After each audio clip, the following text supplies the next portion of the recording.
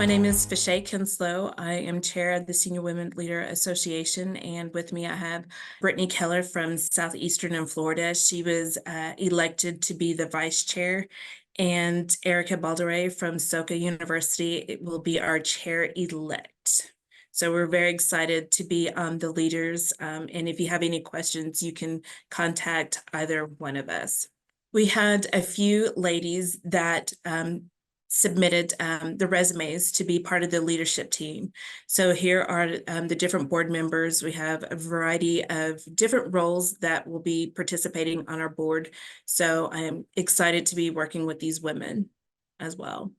We did select a mission statement, and here is our mission statement. The Senior Women Leader Association will work to promote the meaningful representation of women in the leadership and management of NAIA sports. The SWLA will work to cultivate a supportive and inclusive space for SWLs to connect, collaborate, develop, advance, while supporting the representation of women's interests, experiences, perspectives at the institutional, conference, and national levels. And I do believe there are a couple of conferences that do have a Senior Women Leader Association, and I believe there's a couple of others that are getting ready to start. And I think that's a really great opportunity to be able to connect with women on not only your conference level, but national level as well. So Brittney will be going over some of the things that we talked about at convention. Thanks, Fachaitte. Like Fachaitte said, we did some really exciting stuff at convention in order to get the Senior Women's Leader Association going. First of which was deciding on that leadership board. And we're really excited. We are really intentional about trying to get people from that have touched at some point in their career in different areas so that we could get the perspectives of many women and the different roles that they may serve on their campus, so we can best figure out how the association can serve everybody, regardless of title, split title, anything like that. So it was very intentional on who we picked, and we're really excited to move forward with that now that it is formed. At convention itself, we had the opportunity, Fachaitte was able to get into the ADA meeting, and she presented to the athletic directors. She said at the time it was the proposed mission statement, but what we were going to vote on for that mission statement at our first SWLA meeting. We introduced ourselves and just the idea and the intentions behind the SWLA, which is, we were really emphasizing collaboration with ADs and SWLs.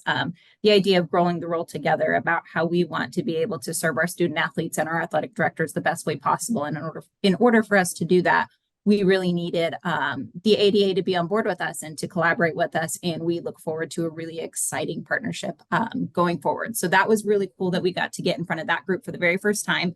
Fachaitte did a great job doing that. We also were able to, Erica, Fachaitte, and myself, speak to the Conference Commissioners Association. We touched a little bit on what we did in the ADA meeting, but we went a little bit more in depth. We had a more significant time with them in that meeting. So we were able to really dive into some questions that they had. They were asking us different ways. What would we like out of our roles? How can the conference level help? How can commissioners help? We were bouncing off some ideas, and Erica's going to touch on this later. Some of those conferences that do have that association already formed within the conference, we talked about those and some, pros and cons of how they formed that and best practices. So that was really exciting to hear from them and hear they're very supportive of us. In both of those rooms as well, we had mentioned a little bit of, the collaboration again is going to be really important with commissioners and ADs. We also talked about potentially having somebody from the CCA and the ADA within the leadership board and just an advisory role, so that, again, the collaboration of that, they can help bring ideas into us and how we can expand as an association and grow in our roles as SWLs to best serve our universities, but also then to be able to take the information back of what we're doing into the CCA and the ADA and say, hey, this is where they're at. This is the direction they want to go. And, we can really get our voice spread across those different associations. So both of those meetings were really exciting and went really well.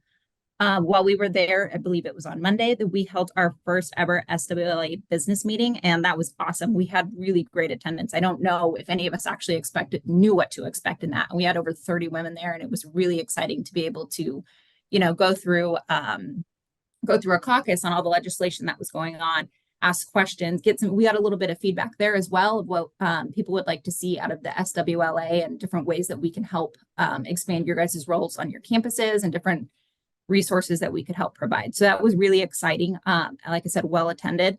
One of what I think is one of the more significant things that came out of convention is NAC did decide to we have 2 seats now on NAC dedicated for SWLs. The way that's going to go about is the chair and the vice chair. So Fachaitte as the chair and myself as the vice chair are going to occupy those 2 seats.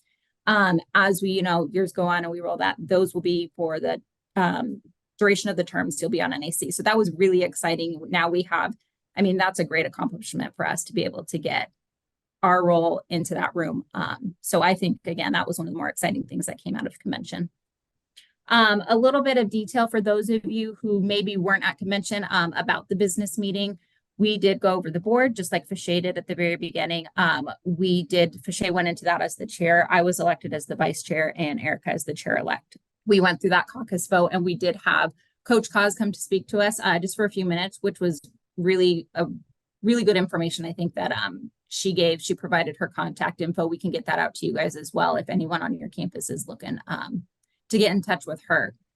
We will have 2 representatives that are on this call from women leaders who spoke to us there, and they'll be able to speak to us a little bit at the end of this meeting as well.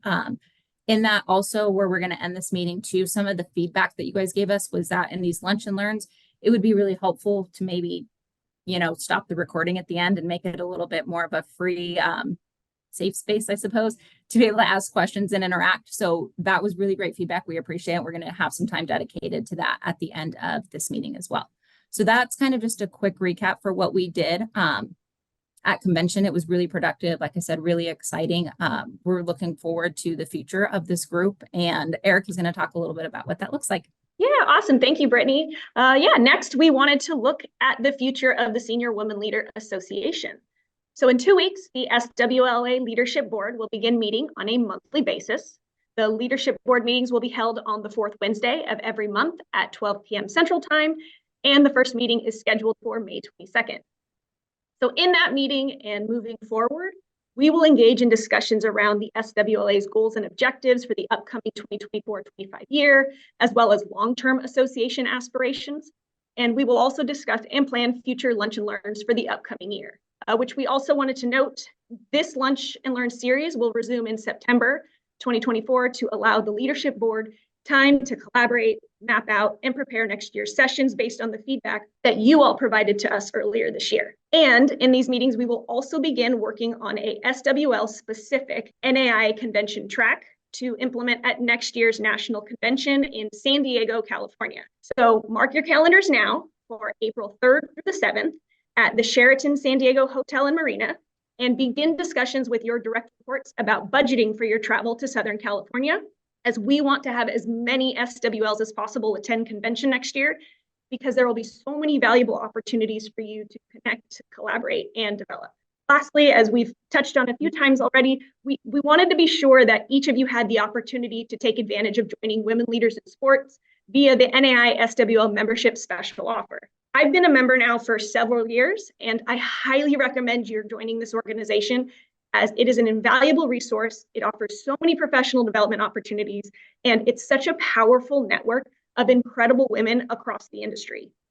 So at the end of the call, we'll have representatives from Women Leaders in Sports joining us, who will touch on that a bit more in a little bit, because before we hear from them, we want to hear from all of you. The future of the Senior Woman Leader Association is intricately linked to the vibrancy of its membership. And the leadership board is committed to serving its members and recognizes that our association's vitality hinges on active engagement and collaborative input from every member. So we want to hear from you about what you would like to see from the SWLA moving forward, both immediate and long-term.